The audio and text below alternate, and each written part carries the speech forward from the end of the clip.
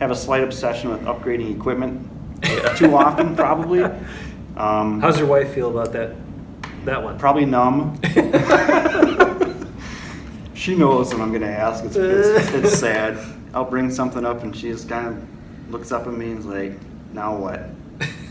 Or she'll hide my Sweetwater magazines. I mean, the company I order through all the time. But again, but you know what? Some of that stuff gives me inspiration. I'll get a new piece of gear and it's like, man, I got to start writing stuff now. And I haven't for the next album yet, but I've upgraded. I know you have. So you told me. We're ready. I've been really slacking that. We're gonna go analog, old school on this, and have some hard rock and stuff, and whatever Ben's new genre he's gonna invent. Yes, that'll be in there. We get old Croon grunge, but crooner grunge. That's what we're gonna do. We both agree, I think, this time that maybe we'll sit down in the same room and actually write a song, just jam out. That's the thing. Like a lot of times, it's time though. I'm so weird. Like when I went to college. Like, remember Wade or one of our roommates and stuff, and a bunch of people, and they would want to be like, hey, you want to get together and jam? And I'm like, I never ever in my life got together and jammed with anybody. What's this Which jam sounds you like, speak of? yeah, and people, like, when I say that, like rock fans, they're like, what? Like, that's what rock music is. You jam out a song. I'm like, no, that's not what I do, because I studied music theory. So I construct the song. Ben writes it out. And then I bring it to Brad, and I say, hey, here was what it is, and then he's like, what if we do this? And I'm like, okay. But most of it's already constructed. And I've never, I remember that one time, and Wade's like, well, don't you know this song? And I'm like, nope. Don't you know this one? I'm like, nope. I gotta know any song. Like, even Brad will be like, and Brad will start playing songs like, and I'll be like, I don't know what that is. So it's really hard. He bothers him because he knows every song, like pretty much every song ever. and I don't know any.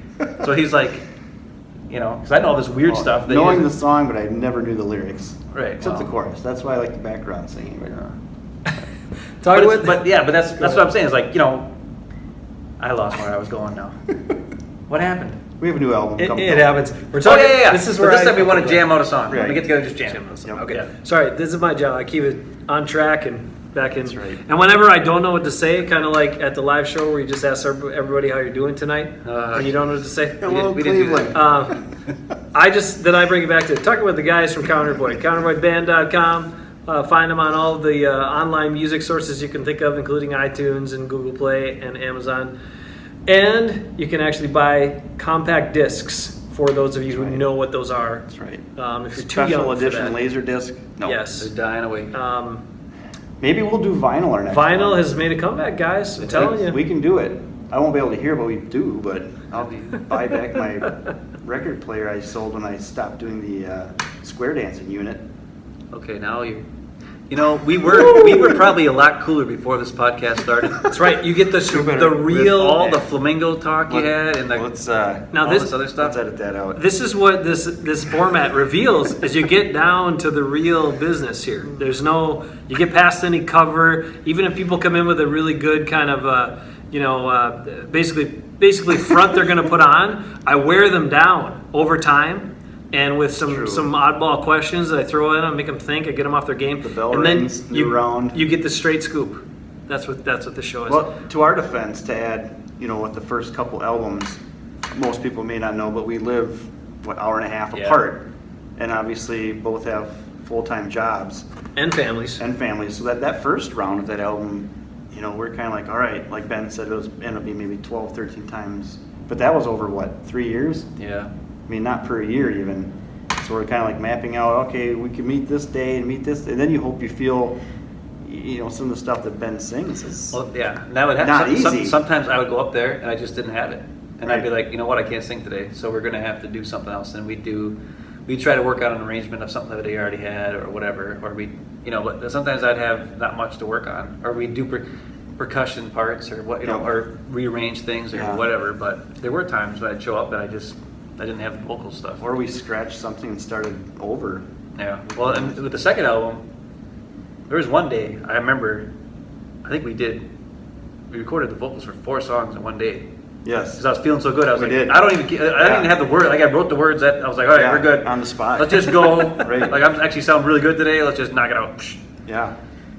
That was a good day. And Brad, from editing, and I know this from from video editing, so I've done that and things like yeah. that. But you can spend forever doing it. I mean, there can be no end. Like you can continue to find, refine and pick and whatever. And at some point, you got to be done. Like you got to be like, this is good. Yeah, I know. That is hard, right? That's kind of the OCD thing with me, with turning the knobs and EQing, and it's nice because Ben will get there and be like, no, it's done. Just step away from the console, go use the bathroom so I can hit the save button and it's done or something. Because like Fool, boy, that one, like you said, Ben came in, did everything MIDI, then I added stuff to it, but that was like 80 some tracks at the end. Just little parts.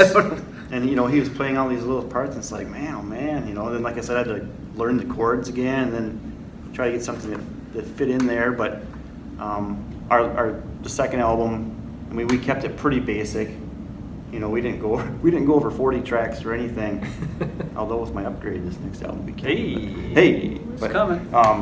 We're gonna do a whole orchestra album song. That was easier too, and now I'm kind of still, it's only our second time. I'm still kind of learning what our sound is. It's kind of different. We don't have a sound. Obviously, I thought we did until that review, and then apparently we don't have any sound. So, and it evolves, and it should evolve. And you got to do. That's the beauty. You guys get to do what you want. You don't have somebody telling you what to do. There is this one guy who's like, who's trying to help you out, but he's unpaid, and I'll say that. You know what?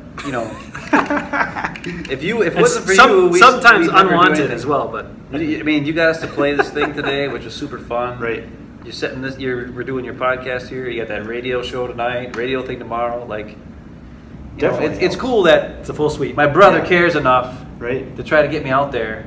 Well, but it's like, to be honest, Brad and I just do it for us. Like, if people hear it, great.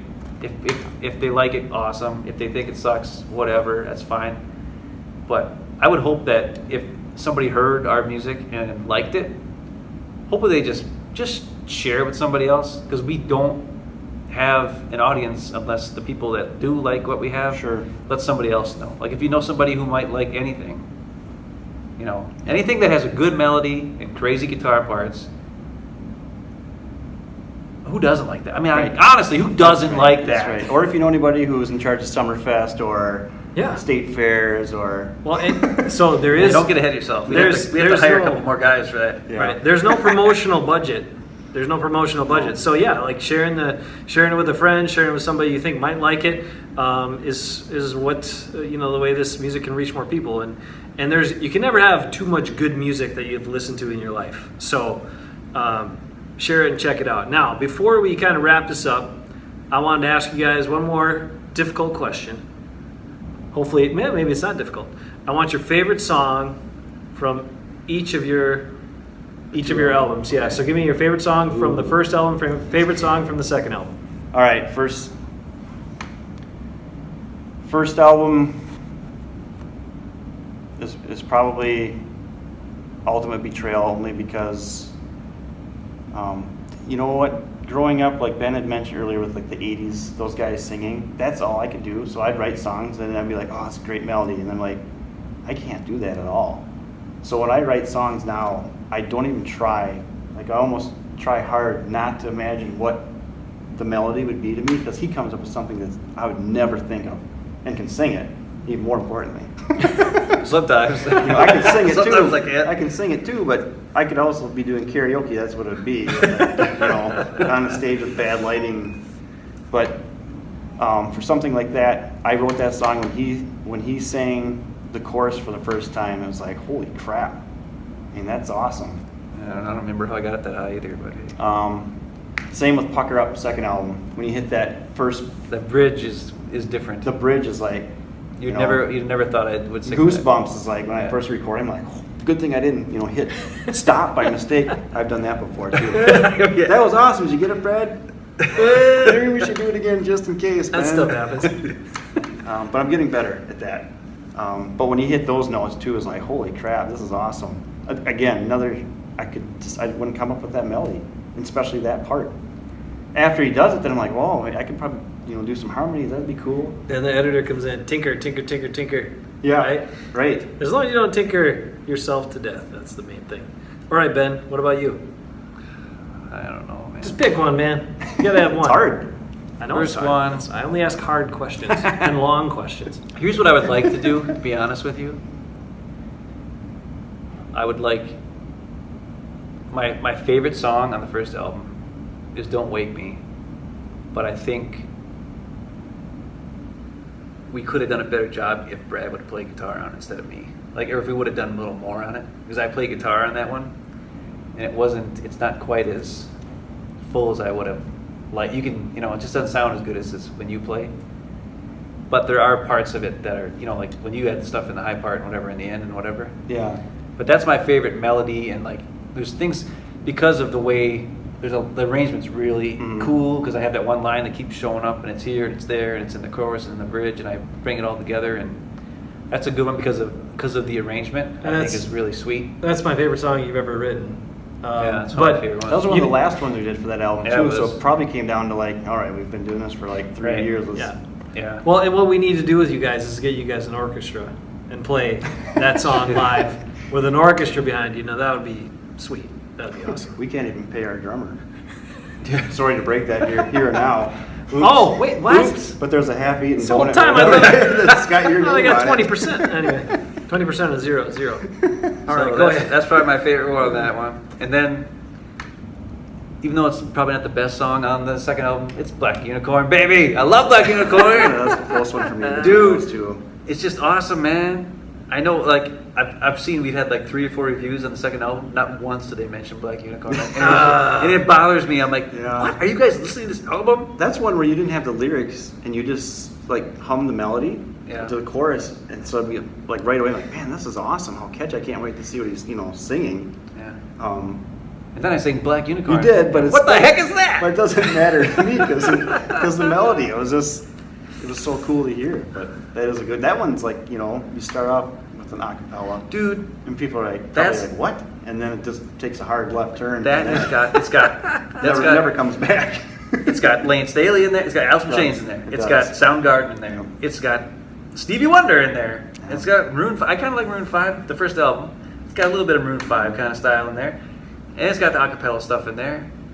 It's got like It's got wah wah. It's got all Whammy my Bar. favorite. It's like if you took all my favorite stuff and turned it into one song, it's Black Unicorn. And that's why I had to call it Black Unicorn. Because I Nothing couldn't else think like of what it. else it was. I was like, it's too cool. I gotta call it something weird. So people are like, what the heck is that? Just like Raspberry Supernova. Yeah. You hear that title, you're like, what is that? That caught somebody's eye the other day. I was at told somebody about you guys. We were playing this weekend. It was at the radio station in Sun Prairie, and they were playing music, and I was on their morning show. Person I'd never met, just met that morning, and I was talking about you guys, and she pulled up your Spotify page, and she's like, Raspberry Supernova, that's cool. What is that? So I had to tell the story Yeah. about your car and how Yeah. that all came about, your first car as a kid, and all that stuff. And then we talked about cars for like 10 minutes, and then they missed one of their talk breaks because they kept playing songs because they're like we kept talking, and she's like playing more songs and all this stuff. And we were supposed to talk about other stuff on air, but we just kept talking as people. So anyway, Raspberry happens, yeah. Supernova, that happens, and this happens in real life as well. So. That is it. The guys from Counter Void. We're going to cut it off in about 90 minutes here. Yikes. About the length of a good film. That's what you got today. No, That's right. do you know what happened? Okay, just Even though they're longer now. like actually, by the 2 hours, time that but- people see this, it's probably going to be way past. But they're bringing Marcus Theaters is based out of Milwaukee. They're going to replay the Lord of the Rings trilogy once a week starting August 12th. But they're doing the extended editions in the theater, Oh my goodness.